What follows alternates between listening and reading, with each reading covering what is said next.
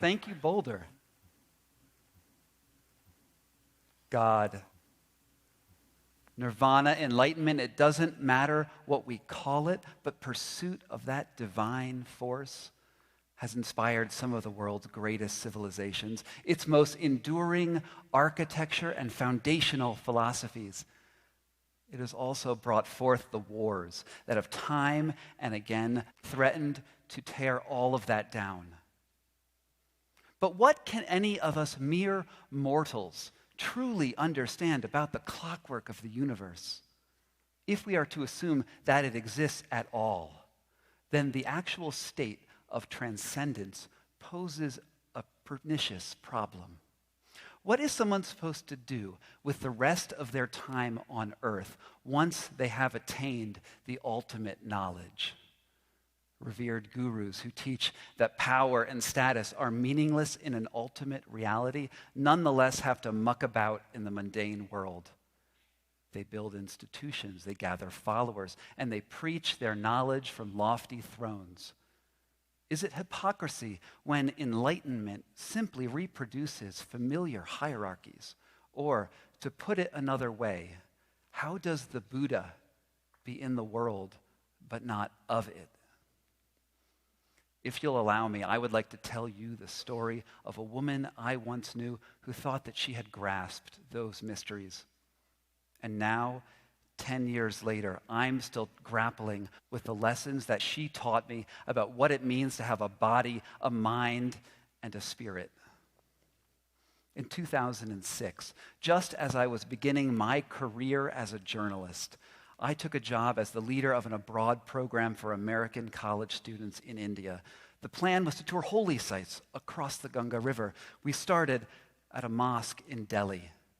We traveled to the holy city of Varanasi and finally to Bodh Gaya, the town where more than 2 millennia ago the Buddha attained enlightenment beneath this tree. We had signed up for a 7-day silent meditation retreat in the Tibetan tradition. For my student, we'll call her Emily, this was going to be the highlight of the trip. Emily was a whip-smart debutante from Charlottesville. Her voice still had a whisper of a southern lilt. At home, she excelled at yoga. And she came here because she wanted a taste of something authentic. Our instructor for the retreat was a Swiss-German nun who wore the maroon robes of her order. And we promised her that during this retreat, we would keep silent in order to let the lessons of the Dharma sink deeply into our minds. And we threw ourselves into it. We sat on those cushions and we learned about mindfulness and compassion and the nature of enlightenment itself. As we sat on those cushions, we learned that the world as we know it is an illusion. The universe doesn't obey the laws of physics, it obeys the law of karma. We also learned that even mortality is just a barrier to another life. And we, in a very difficult meditation, we imagined our own bodies as corpses in order to understand the limitless of death. Now, for most Buddhists, the goal of spiritual practice is to enter a state of nirvana. This is where you could say that for the meditator, the world simply ceases to exist because they have attained the perfect knowledge. From our perspective, they would just wink out of existence. But for Tibetan Buddhists, the goal is just a little bit different. For them, a being on the cusp of this eternal realization can decide to stay in the universe and help every other sentient being, every slug, every seahorse, every human, even the most hated of all, the mosquito, until they've all achieved enlightenment. These beings that choose to stay are called bodhisattvas. A Christian might call them angels. Either way, the Buddha taught that it could take tens of thousands of lifetimes to become something like the bodhisattva of compassion, Avalokiteshvara, that you see behind me. Nonetheless, no matter how long it takes, Tibetan Buddhists vow that they will stay on the bodhisattva path until they reach this state. Now, after 7 days, we were maybe a little bit more contemplative than when we had started, and I asked Emily what she had thought of the experience. And she turned to me and said it was the most wonderful thing she had ever done. She beamed joy and contentment.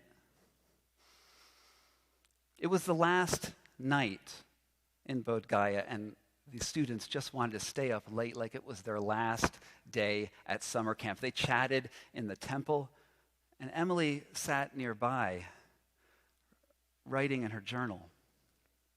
At about 3 a.m, as the courtyard was engulfed in an inky black silence, she climbed onto the roof of the retreat center and wrapped a shawl around her face and jumped. About an hour later, one of the students came across her body and he raised the alarm. And I was outside within seconds, and seeing her there on the ground, bloody, I couldn't move. I was in a momentary delirium. Things like this were not supposed to happen. The only thing that brought me back was the realization that I was in charge. I had to find out why this had happened.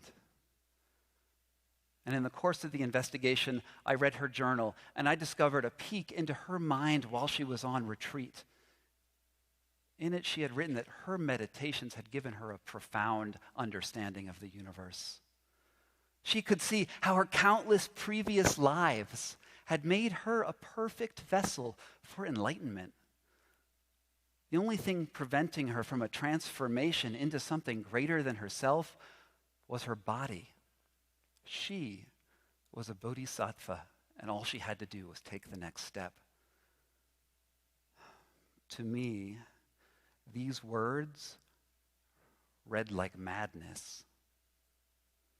And in the years that followed, I traveled to meet Tibetan monks in Himalayan hill stations, and I asked them, could she be a bodhisattva? They couldn't give me a direct answer, although they did say that even the Dalai Lama, a man for whom many Tibetan Buddhists believe is as close to enlightened as it gets, has never claimed to be anything more than a humble monk. So I began to wonder, how many other stories out there are there like Emily's? It turns out that people going to India looking for transcendence are fairly common. Some of them find it, and some of their stories don't turn out well. I collected 6 journals of people who had taken their own lives on meditation retreats. I came across the names of Ryan Chambers and Jonathan Spolin, both of whom disappeared from the holy city of Rishikesh within a few years of each other. They both left their wallets and their passports behind, along with cryptic notes about spiritual insights. I found a mental hospital in New Delhi that admits 100 Western travelers a year suffering from a condition that they now call India syndrome. This is when somebody who comes to India on some sort of quest discovers that maybe they're Krishna or maybe they're Shiva, but instead of transcendence, they find state custody. But it's not only in India. In the deserts of Arizona, I followed the story of Lama Christy McNally and Ian Thorson, both of whom on a 3-year silent meditation retreat in the desert looking for enlightenment, it ended in Ian's death in her arms. Now, all of these stories share a common theme. All of them thought that they had found some sort of spiritual explanation that transcended the rational world. And for them, it didn't matter what we call it. It was heaven, it was moksha, it was enlightenment.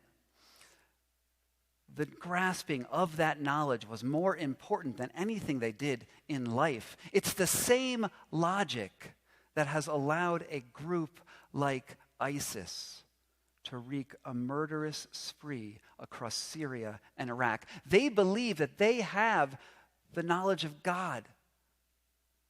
And the consequences of their actions are unimportant to them. And in answering to God, they make a hell on this earth. Now, the lesson from this is that divine knowledge is not enough. We also have to be accountable to our actions here on earth and for our bodies. And in Bodh Gaya, I was learning more about bodies than I had ever wanted to. You see, there's a subtle line that separates a living person from a corpse. And when you cross it, everything changes. Whether we want to acknowledge it or not, the relationship that we have with our bodies is the most intimate one we will ever have. We dress them, we feed them, we take them from place to place, we complain about our weight, we protect them from unwanted intrusions. But in death, we don't have that control anymore. And now, Emily, now that she no longer had control over her body, those responsibilities fell to me. I was going to bring her body home. And at 104 degrees outside, the heat was threatening to do what it does to corpses. For the next 3 days, I spent a lot of time packing her in ice until I found myself in the office of a Dr. Das at the local medical college. He was the last hurdle I would have to overcome before we could get clearance to put her on a plane and send her home. And he had a raft of paperwork in front of him. He had to fill out a police and autopsy report, and he was exhausted. And he looked at me and he said, "Scott, it would have been much easier had she not died at all." I mean, yeah, but death is one of those inevitable things about life. It's not pretty, but in the face of it, we can only do two things. We can pretend that it's not coming, and we can hide, and we can turn away, or we can acknowledge that the limited time that we do have on this earth is the most precious gift any of us will ever receive. Which brings me back to the question that I started with. How does the Buddha be in the world but not of it? And I'd like to think that maybe he can't. I can never argue that Emily should have taken her own life, but there is a little bit of hope that I can salvage from the tragedy. She was not a bodhisattva in the sense of an all-powerful being on the edge of a transcendent understanding, but there is a lesser definition of that word that's a little bit more earthbound. What we know about the clockwork of the universe is that we are alive right here and right now. And it does not matter whether there is a heaven or a hell, or whether our spark of animation is just a quirk of chemistry or of physics.